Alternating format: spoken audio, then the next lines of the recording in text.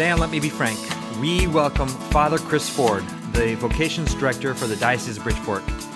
He'll tell Bishop Caggiano about his own story, his own journey to priesthood, talk about vocations and fostering vocations and working with young people and, well, a whole lot of stuff. Stay tuned for a great conversation. We're on 1350 AM and 103.9 FM and on your phone with the Veritas mobile app. If you still don't have the app, go to the Apple App Store, the Google Play Store, or veritascatholic.com to download it right away. Let Me Be Frank is brought to you by a grant from Foundations in Faith. As of February 15th, pastors and ministry leaders in the Diocese of Bridgeport can apply for the program support grants with the St. John Paul II Fund for Religious Education and Faith Formation. With a focus on youth engagement and innovative approaches, the JP2 Fund has funded diverse programs typically running from September to June. Pastors and ministry leaders in the Diocese of Bridgeport can apply for up to $10,000 in support of religious education and faith formation programs. The applications window is open now, and it's open until Friday, March 31st. To apply, go online to foundationsinfaith.org. Okay, here we go. This is Let Me Be Frank on the Veritas Catholic Network. I'm Steve Lee, and it is my great pleasure, as always, to introduce Bishop Frank Caggiano. Steve, it is good to be with you as we now enter into the season of Lent. Huh? Yes. Amazing. Crazy. Yeah. And one of these podcasts, we're going to spend some time talking about Lent and the Lenten journey. But today we have another topic to talk about, extremely important. Yes? Yes. Mm-hmm. Yes, we do. And we're featuring a great guest today. Great guy, great priest. His name is Father Chris Ford. Well, Father Ford was... No. Did you see the look he just made when you said that? He's like, I thought I was on today. Father, you are a great guy and a great priest. For those of you who don't know Father Chris Ford, he was ordained a priest for the Diocese of Bridgeport on June 1st, 2019. He's the youngest of 4 children and a native of Naugatuck, Connecticut. Father is well-educated and well-credentialed. He has a degree from Southern Connecticut State University, a Master's of Education from Kent State University, and he is pursuing a PhD at Fordham's Graduate School of Education. Father Ford, when I talked to him before this today's show, he said he was able to get through seminary with the help of our Blessed Mother, St. John Paul II, and Van Morrison. And wow. Father is now the Vocations Director for the Diocese of Bridgeport. He's the Director of Campus Ministry and Chaplain to the Office of the Superintendent of Schools.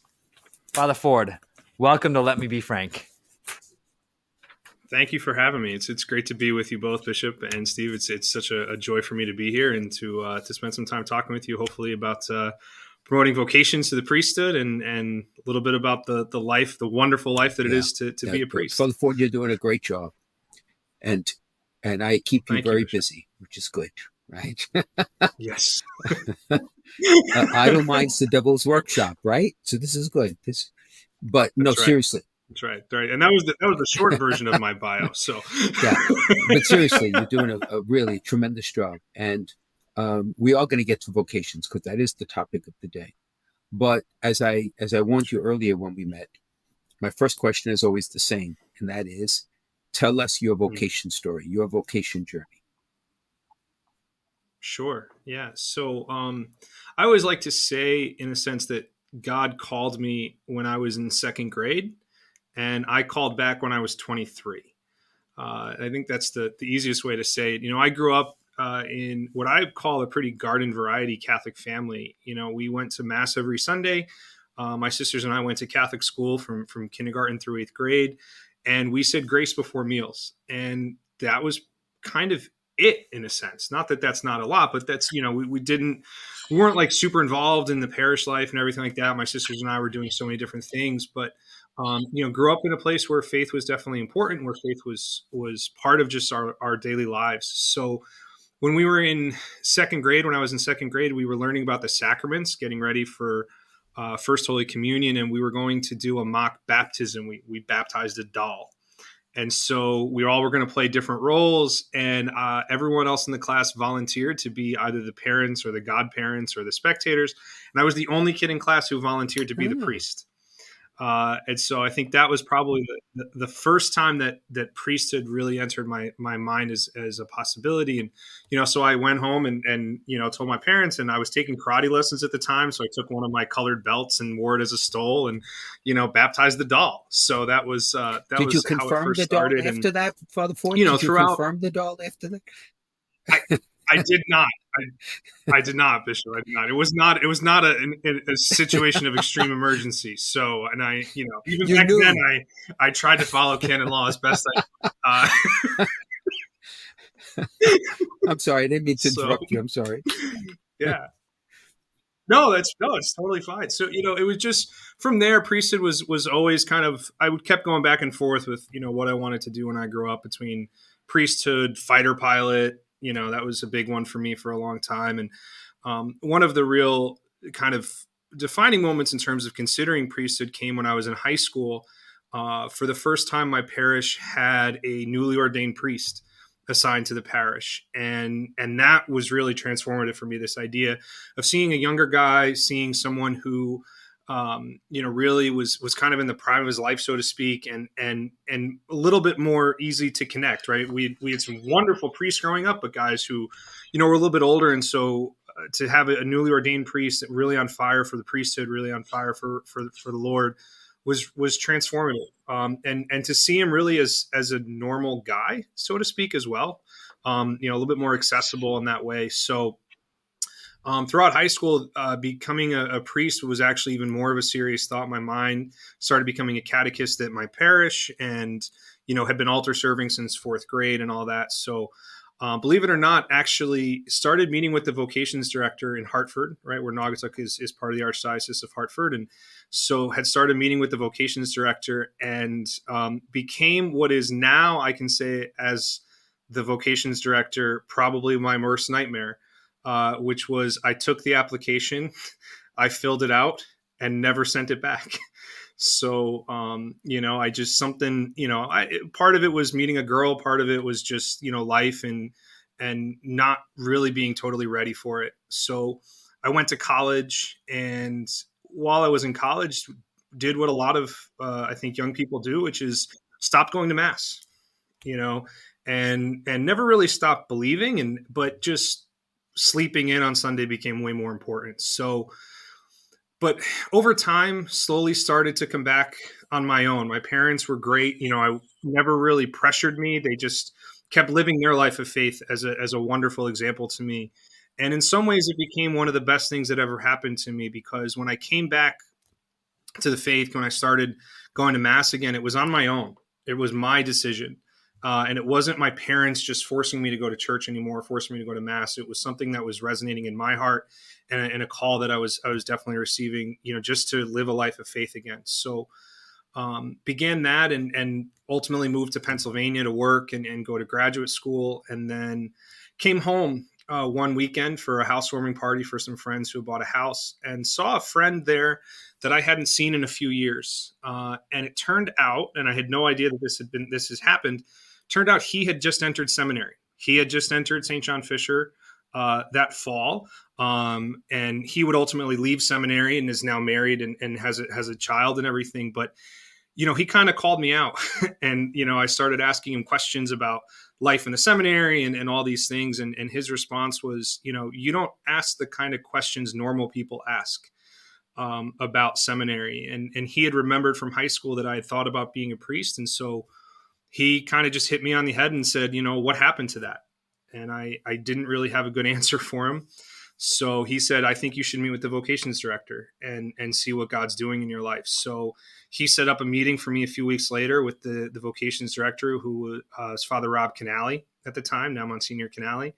And I met with him, and he affirmed that God was definitely doing something in my heart. So I started to meet with him more regularly, meet with my pastor out in Pennsylvania more regularly, and just realized that this was where I belonged. I had tried doing a lot of different things, teaching, higher education, politics. I worked at a funeral home for a while, was going to be a funeral director, and nothing really seemed to click until I really started to think and pray about priesthood and seminary. And so I, this time I took the application, and not the first time it was offered. I did not want to do that again. So I waited a little bit to make sure I was sure. And once I was, took the application, filled it out, and was accepted on the Feast of St. Joseph. I remember it very clearly. It was on the Feast of St. Joseph that I was accepted and began seminary that fall. And as they say, the rest is history, right. Some of which has been written. So Father Ford, so your story is unique in some regards, because it is not often that a friend of similar age is the catalyst to get another young person, another friend, to really seriously take a vocation to priesthood seriously. It's either like a priest or a mentor. So that's I did not know that. It's a very interesting story, right? And the fact that he did not, the Lord called him out, but called you in. Yeah, it's quite unique. Yeah. Tell us about seminary. Yeah. Did you enjoy it? Did you like it? Tell us the real story now. Yeah. I will say this. There were certain parts of seminary that I really loved, and there were certain parts that were more challenging than others. The parts that I loved were really having this dedicated environment of prayer and discipleship. In many ways, my discernment of a vocation was not long after my reversion to faith. So in some ways, I was still kind of, crawling a little bit just in the spiritual life. And so to have the opportunity to grow in that way and to really grow in my relationship with God in a dedicated environment with support, right? That's sometimes I think something we take for granted a little bit. The fact that I had support, I had friends, I had classmates who were doing the same thing, striving for the same thing, a spiritual director, which I had never really had before. To have that support structure became really, really important and something that, was consistent throughout my time, both at St. John Fisher and then ultimately at Dunwoody. And, I think one of the best experiences I had in seminary was I spent a summer at Creighton University at the Institute for Priestly Formation. And it's a 9 to 10 week intensive summer program for seminarians, kind of like a novitiate, if you will, for diocesan seminarians, that really talks about the spirituality of the diocesan priesthood and the spirituality of formation, what it means to open your heart to God, for his healing, for the freedom that he wants to give you. And, I don't know that I would be here if I didn't have that summer. I think that was probably one of the most transformative experiences of my life. I always say I went out there with a prayer life and I came back with a spiritual life. I came back with a real relationship and a real understanding of what that means. And so that was something that continued on. And I loved the pastoral work. Especially, I was terrified of hospital ministry. Absolutely terrified of it. And then I had the opportunity to spend time at St. Vincent's with Deacon Tim Bolton, who just totally transformed my view on hospital ministry and even gave me, great opportunity to take those lessons and use them in other places. What I wasn't a big fan of was, I was living on my own. I was, doing my own thing and loving life. And so this idea of kind of going back into a caged environment, so to speak, was definitely a challenge. But also I went straight from college to graduate school, finished my master's in May and started St. John Fisher in August. So by the time I got to ordination, I had essentially been in college for 12 straight years.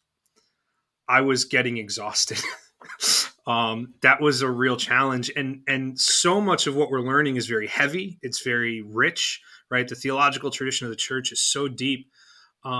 It's sometimes, I'll be honest, it was hard to get motivated to go to class, but obedience helps. So does Dunkin' Donuts. And, that was a challenge for me at times, was just that, really just sometimes the motivation and Father being awake. So you were in school 12 straight years. And what does your bishop do? Send you back to school. That's true. He did give me some time off, because though. he's merciful. I did He's have merciful. and Yeah, and COVID. COVID. That we have no control over. So tell us what you're studying now. Yeah, so I am pursuing a PhD in administration and supervision from the Graduate School of Education at Fordham. Which we will put to great use. You will put to great use once you're done. I'm Okay, so now sure talk we to will. me about, you made a very interesting distinction. Now, the reason I'm asking all these questions is not because I'm nosy.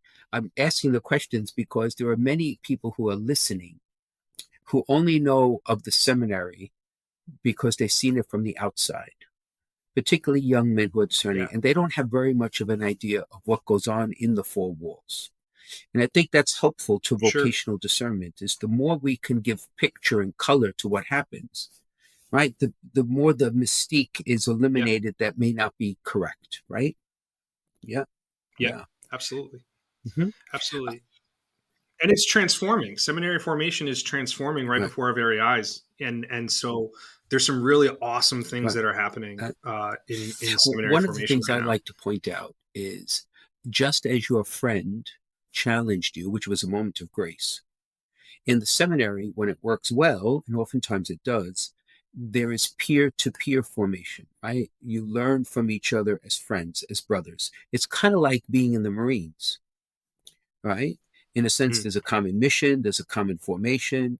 Sometimes there's a great sacrifice, but it draws the guys together. Even in my day, in ancient history, when I was in seminary, we had that experience. I think now it's even more so because of the emphasis on human sure. formation, right? Basic being comfortable in your skin, Yeah. right?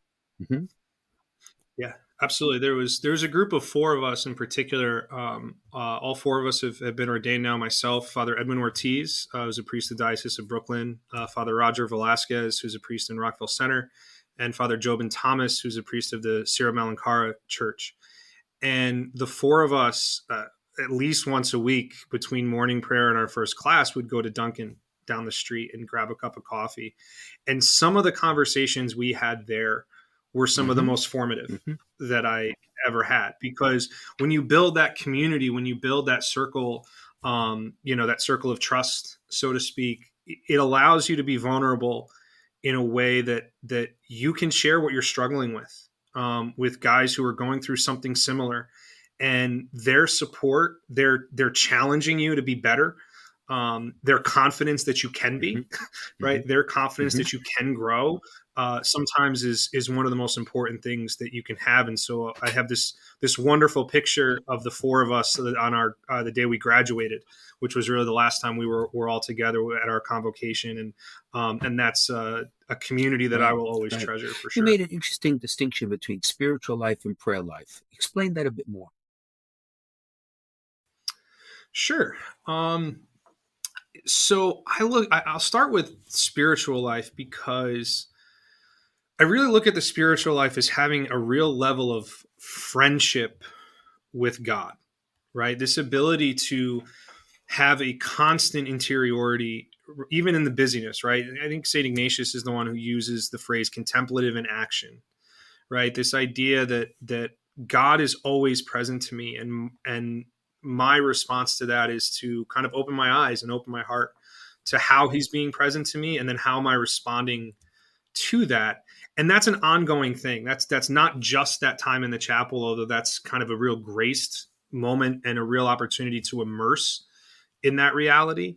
But I think spiritual life is that it's this idea of an ongoing, constant friendship with God, kind of, like your best friend on earth, right? That you may not always be talking, you're right. You're not always texting them or calling them, but there's always an affinity, right? There's always a relationship. And anytime you want to engage it, you're not re-engaging, you're Mm-hmm. just Mm-hmm. continuing, right? Prayer life I look at is kind of a first step. It's in many ways, it's the getting to know, right? And it's the training of the heart, if you will, to be in that posture, especially of receiving.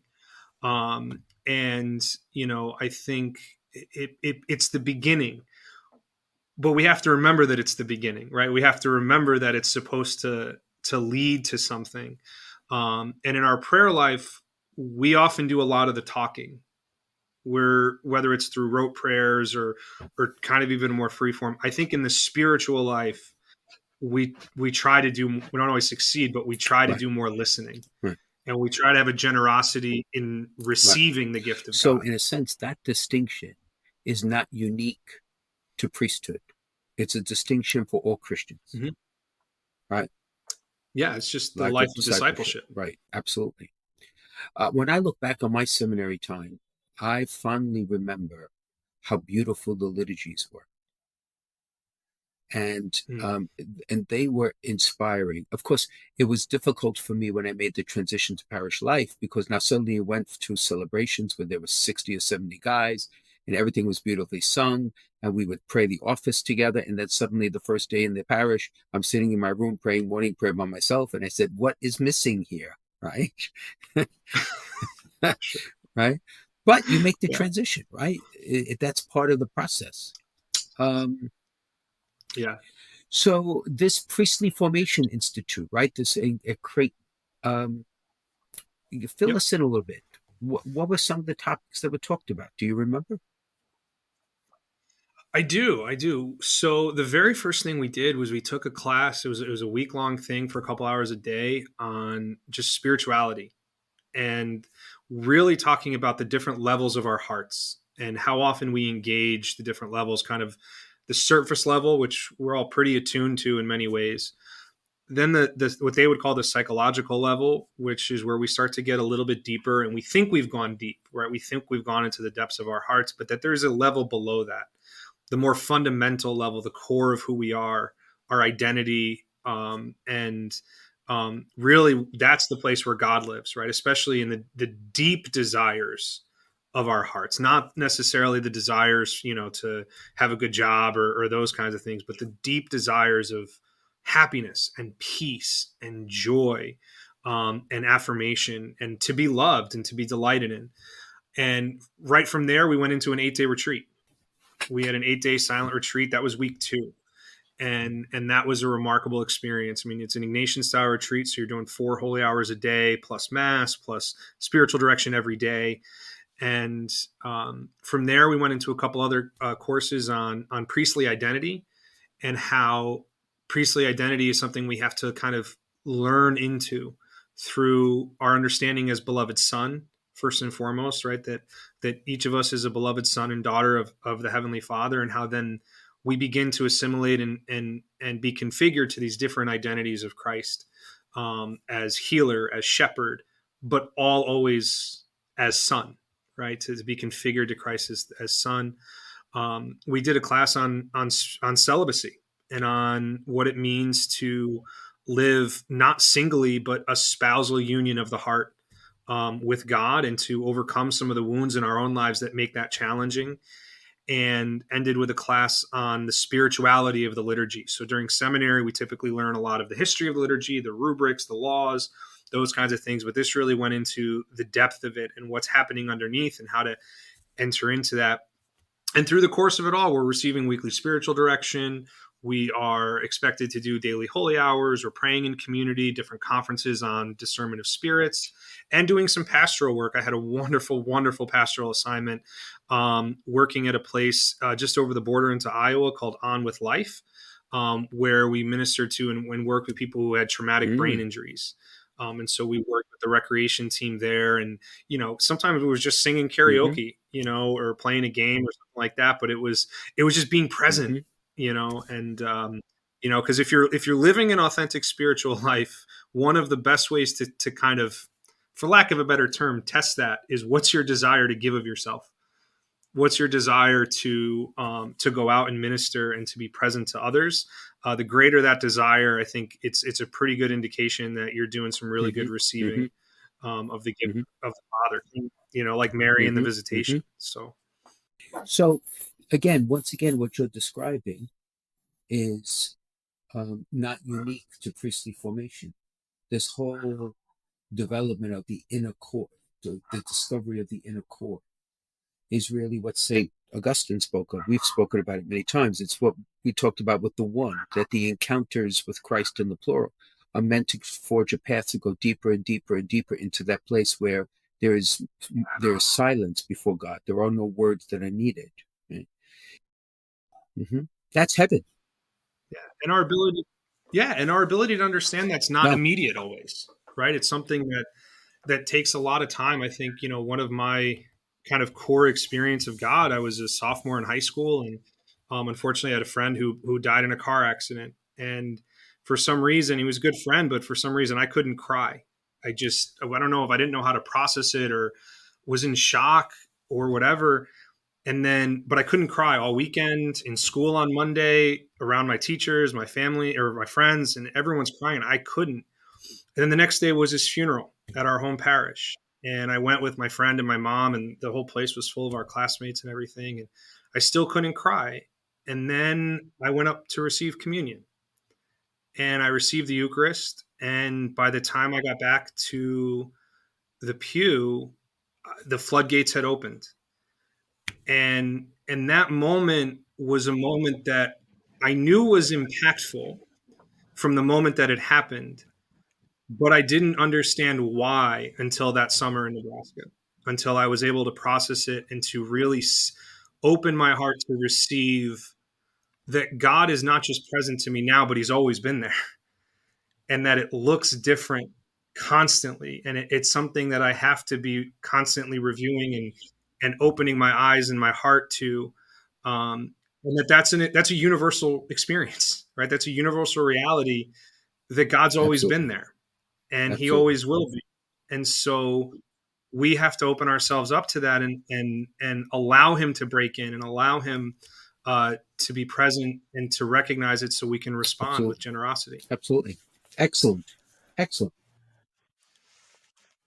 So I'm going to jump in. We're going to take a quick break. But on the other side of the break, I'm sure we'll talk about, well, a lot more stuff, including vocations. But I mean, these life stories are fascinating, Father. I mean, I love hearing them. So this is Let Me Be Frank on the Veritas Catholic Network. Father Chris Ford, Vocations Director here in the Diocese of Bridgeport, is the Bishop's guest today, and we will be right back. If you're concerned about your end-of-life plans, searching for a Catholic cemetery, or have loved ones who are buried in one of the 14 Catholic cemeteries throughout Fairfield County, now might be a good time to begin planning for yourself or for other family members. Call one of our family advisors at 203-742-1450 and select option 5 to leave a message, or visit www.ctcemeteries.org. Many people don't realize that they can be buried with their deceased loved ones, even if all of the family's in-ground plots have been taken. The Diocese of Bridgeport Catholic Cemeteries provides in-ground burials, as well as columbarium and mausoleum options. This makes it possible to unite your family together in the same cemetery, and it's an opportunity to build a bridge for your family back to the church. Talking about this issue is not easy, but pre-need planning makes your wishes clear, reduces cost, and helps your family avoid difficult decisions at a time of grief and loss. You can start your planning now by contacting one of our family advisors at 203-742-1450 and select option 5, or visit www.ctcemeteries.org. We can guide you through the options, regulations, and considerations to help you make the best decisions for your family. The number is 203-742-1450 and select option 5, or visit www.ctcemeteries.org. Welcome back to Let Me Be Frank on the Veritas Catholic Network. His Excellency is speaking with Father Chris Ford, Vocations Director here in the Diocese of Bridgeport. Excellency?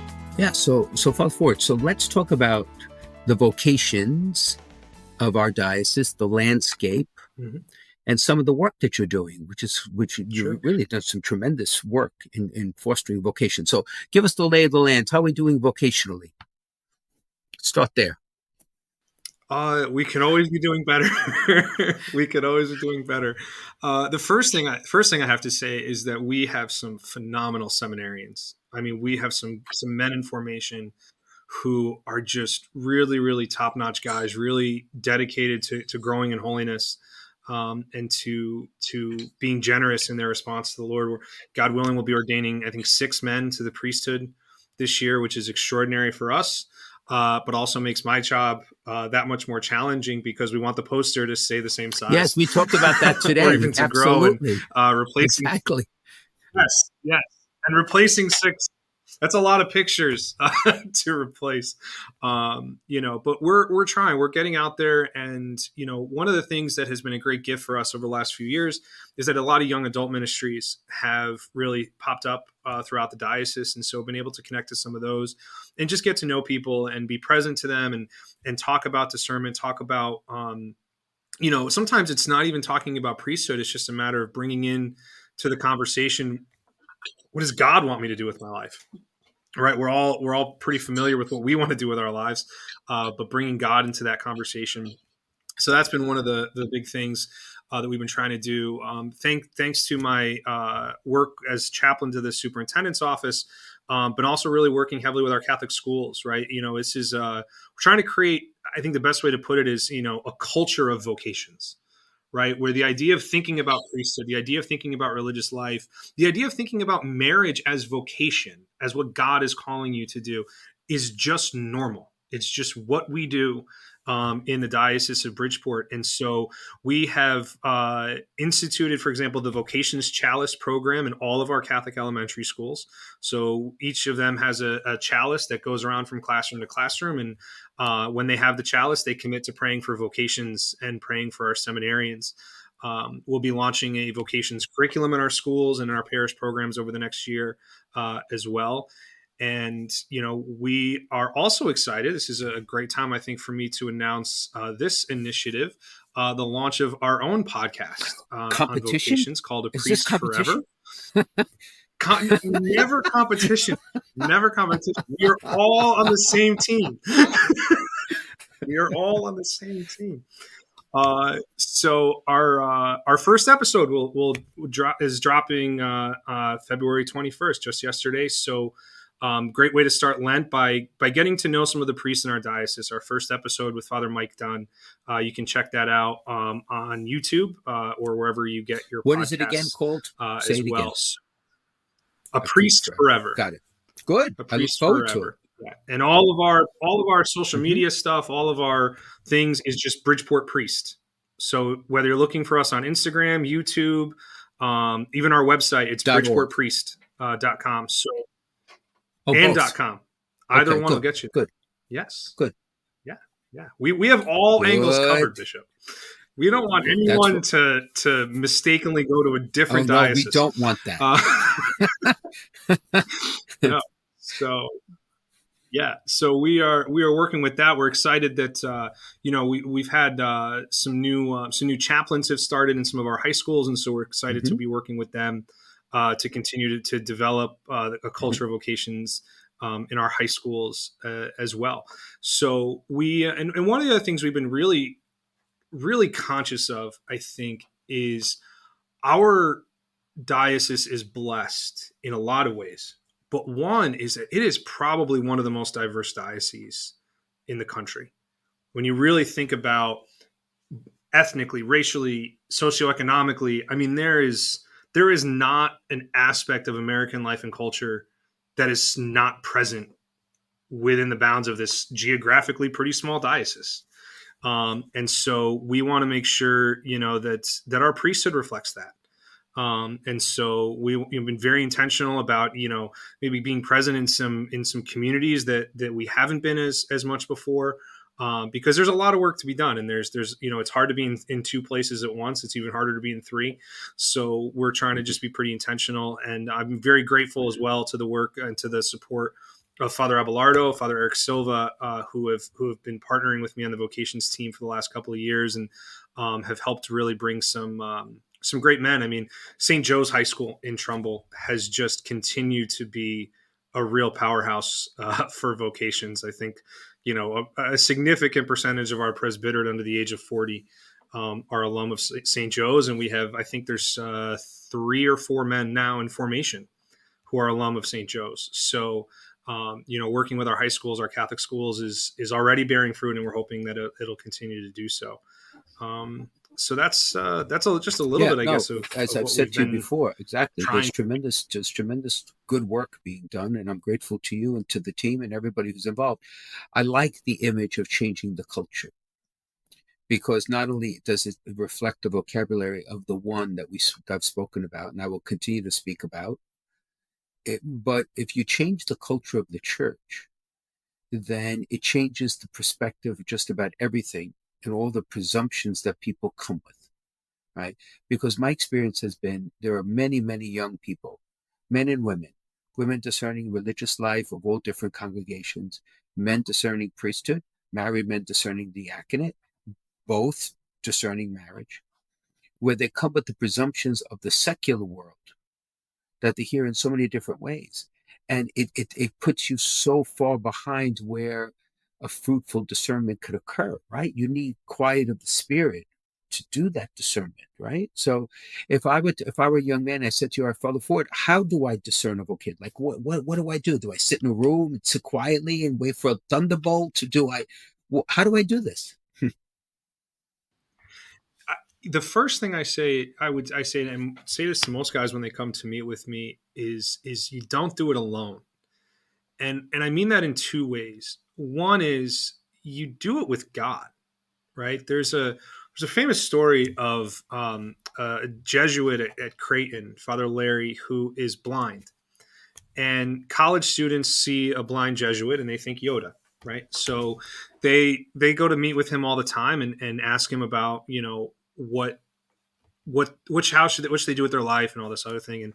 And the way the story is typically told by Father Jim Rafferty is that, Father Larry always responds to them, let's imagine God told me, like, I know exactly what he wants you to do with your life. And I was going to tell you, are you willing to do it? And that's the question that we don't struggle with enough, that we don't Mm-hmm. think about enough. The first step to discernment is relationship.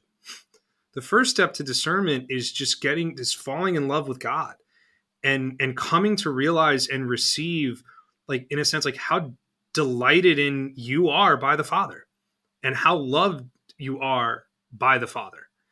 That's the first step in discernment, because only if you are convicted of how beloved you are and how delighted in you are by the Father is whatever he asks you going to do makes Because sense. of the relationship. So the parallel, if I may, Yeah.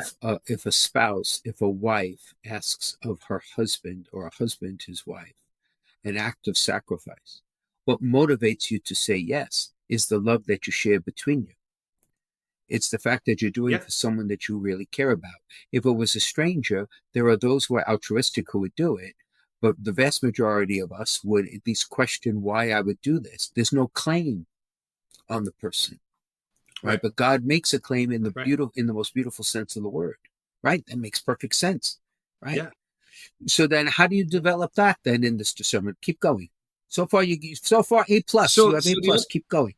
Thanks. So then one of the other things I always try to do is, okay, who else are you talking to? Right. And often that means a spiritual director, right? I think that's a really essential component. And we have been blessed where we have several priests in our diocese who, whenever I call them and say, hey, I've got a young man who's discerning, would you help him really grow interiorly? They're always willing to do it. And that has Mm-hmm. become a great gift, because the men who are discerning intentionally. And we walk with them throughout that process, and I'll check in with them regularly and make sure that they're growing first and foremost in Mm-hmm. holiness and in their desire for a relationship with God. And then the most kind of practical thing I can say is to pay attention to desire. Again, the deep desires of your heart. I'm really a firm believer that God speaks very often through our desires and through the movements of our hearts, what attracts us and what doesn't, at a really deep level. And because the thing is there are always going to be aspects of every vocation, whether you're talking about priesthood, religious life, marriage, doesn't matter. There are going to be aspects of it that you like, and there are going to be aspects that you don't like, that are more challenging. But underneath it all, God speaks through peace. And I think generally speaking, if you're contemplating the things of priesthood, if you're contemplating the things of whatever it is you're trying to discern, even though there might be pieces of it on the surface that you're not wild about or you're scared of or whatever, God's going to speak through a real deep movement of the heart that just gives you peace, that says, this is where I belong. And the only reason I can say that is because that's how it happened for me. That was really what my own experience was, that just that real deep, abiding peace. Like it just fit. And it's hard to put into words, but it's that, which is why you need help, right? Which is why you need, a good spiritual director is worth their weight in gold and then some. Friends who you can share this with in a real vulnerable, profound way, to say, look, this is what I'm thinking about doing. And you'd be amazed at how often the affirmation comes, even from friends and family that, oh yeah, that makes a lot of sense for you. So I have often, I often encourage people, I'm sure you do as well. You see a young man and he has, he's reverent and he's prayerful. Just go up and say, have you ever thought of a vocation to priesthood? Because sometimes it's that little nudge. All right. So what are the signs that people should see in a young person that should provoke them to say, this young man may have a vocation? What are the signs? So I think it's probably a little different for each guy, I think, but one is just a sense of like, is he personable? Right? Is he someone you can just generically have a conversation with, right? Sometimes the first judgment you can kind of make is, if I was to go up to this guy and suggest priesthood, would he be open to just even having a conversation with me? Or would he run in the other direction, right? Even if he doesn't know what I'm talking about yet. So I think personableness is definitely one. I definitely think prayerfulness is obviously super, super important, right? We can't really ever see the interior of someone's soul, but we can sometimes see the fruits, right? Is this some fruits? Yeah. All right. So what does that mean? Again, I think, we look at scripture, right? I mean, what are the fruits of the Spirit, right? Kindness, joy, peacefulness, gentleness, mildness, right? All of those things. The reason that we're given that list of fruits of the Spirit is not just so we can identify them in ourselves, but so we can identify them in others. The reason I make this point is because I think sometimes people labor under the very strange notion that the signs are that you want to see someone who is quiet, reserved, pious, almost monk-like. And my experience has been that's true. That's great. But the men being called to priesthood come in all different shapes and sizes, all different personalities and careers. Some are love the outdoors, carpenters, work with their hands. You couldn't tell them apart in a bar if you had met them before they, you know what I mean? Yeah. There's a stereotype that I'm trying to, I guess, say, don't fall into that, because the signs may be more nuanced, right? Very much so, because there's a saying that is common, I think, among vocations directors and those of vocations ministry, that the very same qualities that make someone a good priest are the very same qualities that would make them a good husband and father. Excellent. I agree. Right? Because you are. I agree. You are still a spouse and a spiritual father. That is a reality of priesthood. So it is very subtle and it's very nuanced, and that's why I think the way that you phrased the question, Bishop, is so important, which is not like, even just saying you'd be a great priest. No, have you ever thought of a vocation to the priesthood? Just put the thought, because I'm a firm believer of this. Every single Catholic man at some point in his life, hopefully prior to marriage or ordination, should be thinking, at some point, should ask the question, God, are you calling me to priesthood? Right. Now, for a lot of guys, it's going to be no. But you have to ask the question. And the truth of the matter is, I think the insight that a person called to priesthood is not a default call, meaning you could do nothing else. But it's a choice, a free will choice that the Lord is asking of you. Because if you could not be a good father and a good husband, I can guarantee you, you will not be a good priest. It's as simple as that. Right. Right? And Yeah. having said that, then I think the other piece to this puzzle, which I want to alert our listeners to, and I want your thoughts about, is there are many young men who may be entertaining a vocation, right? Discerning a vocation, and do not believe they are worthy of it, or they have what it takes to be one, right? Or they just think it couldn't possibly be me. Am I off the mark here, Father Ford? No, you are 100% on the mark. In fact, you just described me. I love telling this story. Is ordination is a really emotional moment, right? As you've seen, right? You saw me at my ordinations. I mean, at priesthood ordination. One of my friends said I looked like I got hit by a truck.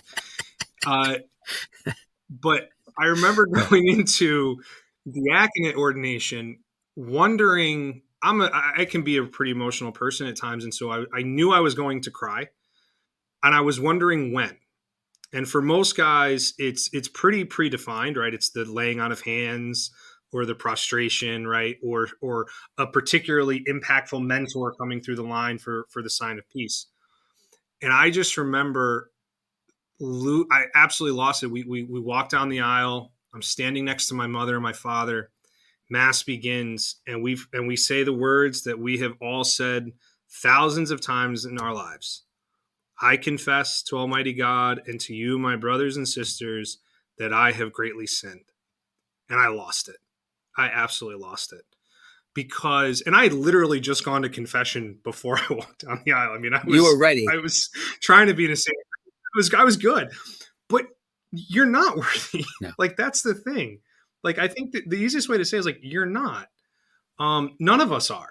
Right? Especially when you put it in perspective of what God invites us to do, right? To be such a tangible sign of His presence, of His merciful love, of forgiving sins, of preparing a soul to go home to God, of water and wine and bread becoming the real true presence of Christ. We're not, but God calls us. And even His call is a sign of His mercy and is a sign of His love for us. One of my first spiritual directors, was my pastor in Pennsylvania, said something that I thought was really profound, which is that we always look at the priesthood as saving souls, right? And cooperating with God in that. But the first soul we're called to cooperate in the salvation of is our own. Right? The priesthood is how God is calling me to receive the gift of salvation in my own life by working for the salvation of others. Right. All vocations so, are that. Right. So in a sense, if one is married, then your spouse was chosen as the one unique companion to walk with you to heaven. Right. Yeah. And again, when we draw the parallel to marriage, I would surmise that when spouses take each other for granted, like a priest takes for granted his people, is when you get into trouble, right? Yeah. In the end, I've often said it here. I love the spousal image. Celibacy becomes bachelorhood when a priest is struggling with loneliness or other things, and doesn't realize that his joy is giving his life over to his spouse.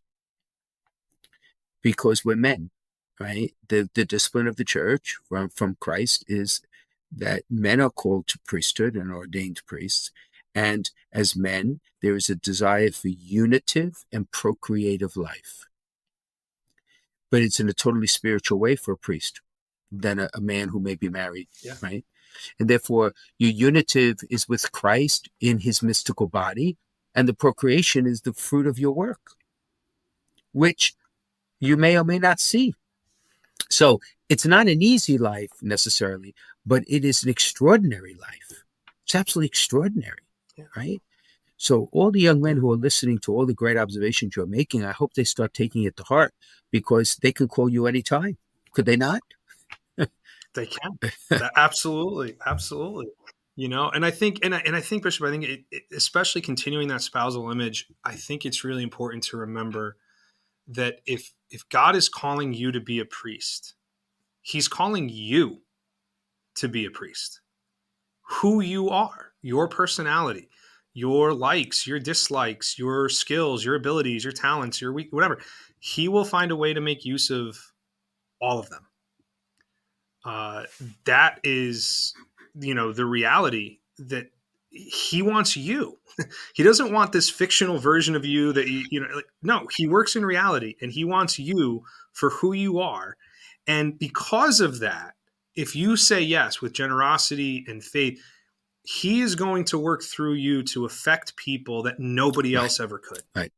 And even our limitations and even our faults can be vehicles of conversion for others as a priest. All of our life is sacramentalized in some ways, right? I just think in the end, it is all the vocations of the church, all the states of life of the church are beautiful. But when we speak about priesthood, I think it is the one that allows the greatest possibility, right, of allowing yourself to become a living bridge to God, right? And sometimes a bridge is walked over. Fine. It's okay. For the greater good, right, of what happens at the end. So you're doing great work, Father Ford. I really mean that. And I'm not pulling your legs. You know how I am. I'm going to tell you exactly what I think. I think you're doing a great job. I think the men who are in formation, I agree with you 1,000%. They are fine young men, extraordinary, really extraordinary men. And I think from our conversation earlier today, which we're not going to go into here, some of the men who are aspiring, applying, again, the diversity, the richness of experience, I think our diocese, right, is moving in the right direction, right, in this. And I'm very grateful for your work. Mm-hmm. My pleasure. Yeah. And if you're listening and you have questions and you're wondering, you can go to bridgeportpriest.com or look up Bridgeport Priest on most social media platforms as well. Okay, so this is we're going to take our second break. This is Let Me Be Frank on the Veritas Catholic Network. His Excellency is speaking with Father Chris Ford, who is the Vocations Director here in the Diocese of Bridgeport. Again, if you have any questions, if you're wondering if God is calling you, go to bridgeportpriest.com, and we will be right back. Hey, it's Matt from Restless on the Veritas Catholic Radio Network. Each week on Restless, we young adults restlessly seek the face of Christ in today's crazy and mixed up world. Join us each Friday at noon on 1350 AM, 103.9 FM, the Veritas app, or wherever you get your shows. Hope to see you there.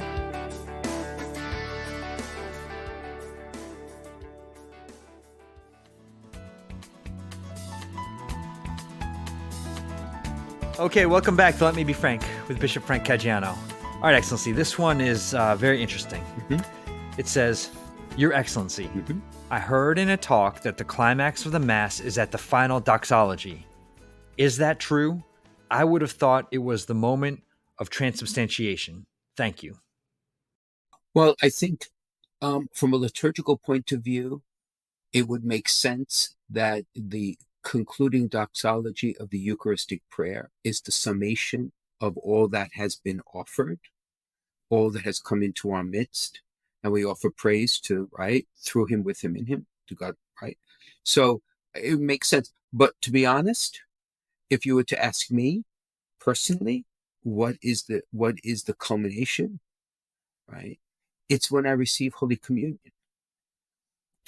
Is when the Lord, who has come into our midst, enters. Lord, I am not worthy to enter into under my roof. It's when the communion is made complete, when he comes to me and to each of us. So in a sense, I understand the liturgical point of whatever the speaker was saying, but it really is, it's a question that people should meditate on, right? Because I don't think there's a right or wrong answer. The point is, he's coming to us to become one with us, right? In the mystery of his death and resurrection. Yeah. And in the Mass, it's all good. Without a doubt. Even the collection, even the announcements. Yes, it's all part of it. Exactly. All right. So if you have a question for Bishop Frank, send it in to us on social media, or you can email questions@veritascatholic.com. Bishop Frank Caggiano is on Facebook, Instagram, and Twitter. So is Veritas Catholic Network. And we would like to thank our sponsor, Foundations in Faith. A grant from the St. Therese Fund for Evangelization makes it possible for us to bring Let Me Be Frank to you. Foundations in Faith is committed to supporting and transforming pastoral ministries in the Diocese of Bridgeport, and you can learn more about their outstanding work at foundationsinfaith.org. Father Ford, thank you so much for joining us today. What a hoot this conversation has been. It certainly was. And I think, as I said, you're doing a great job with Vocations, but also I'm very grateful for all the things that you do, because it really is a lot on your plate. All right? So well done. Well done. You want to plug your podcast and the website again, Father? Yeah, absolutely. The podcast is A Priest Forever. You can find us on Instagram, Facebook, YouTube at Bridgeport Priest, and find more information, including how to contact our office if you have questions or are thinking about priesthood, bridgeportpriest.com. Awesome. And Excellency, before we go, would you please give us your blessing? Yes, what I'm going to do is ask Father Ford to give us his blessing. All right. Well, the Lord be with you. And with your spirit. And through the intercession of Most Blessed Mother Mary, may God continue to make his merciful presence known in your lives, that you may be confident in his love for you and respond in generosity. And may Almighty God bless you, the Father, and the Son, and the Holy Spirit. Amen. Amen. Amen. Thank you, Father Ford. Steve, as always, it was great to be with you. Thanks, Excellency. Thanks, Father. See you next week. Bye-bye.